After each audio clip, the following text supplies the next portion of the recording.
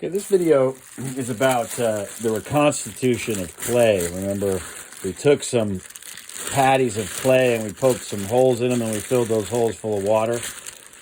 This method of reconstituting, you can see that the holes that were full of water kind of sucked that water up. The water's fairly equally distributed. You see it's still kind of squirting out when I grab it, so it's not all the way kind of soaked in, but it is soaked in pretty well. And you see the clay is a lot softer than it was when I poked those holes in it.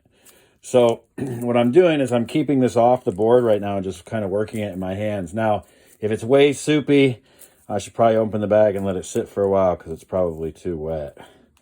But you can see this isn't dripping with water, right? I'm kind of working it back together, so it's pretty good. So once you get it so that it's not still sticking all over your hands, right? Like it's not like I can push on it, it's not sticking to my hands. Then you can do this thing that is called wedging, all right? And what wedging is wedging is folding the clay gently over itself, okay? So you're basically trying to get it to fold on the side that is facing you, all right? So you see how I'm basically putting my two thumb pads together and I'm pushing that clay down and away from me.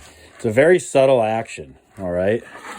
I would use your rectangular board for this, right? See that? Just making a little fold on the side that's facing you, okay? That little fold, if you repeat that a whole bunch of times, what it's doing, you see the clay is kind of mixing as you do that, right? See that? And it's kind of a circular motion. This is called ram's head wedging, where my two thumb pads are together like this. I guess they think it looks like a ram. I don't know. So you want to kind of keep doing this. You'll notice this is kind of getting long, right? So since this is getting long, I can turn it this way, right? And I'm still looking for that fold to happen on the side facing me. All right. Now you can see as I do this, this clay is drying out, right? So if my clay was already too dry, this would even make it drier. So that's why I had to poke the little holes in it, fill them full of water, and that's why I'm doing this whole thing. So that's not bad. Now I've been doing this for a while, so I can even do it with one hand if I need to. And of course, I can do it quite a bit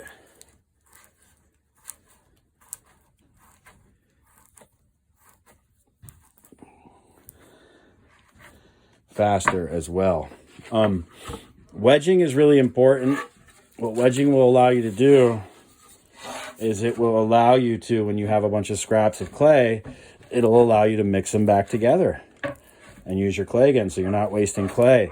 And you can make a good little piece out of this much clay. All right.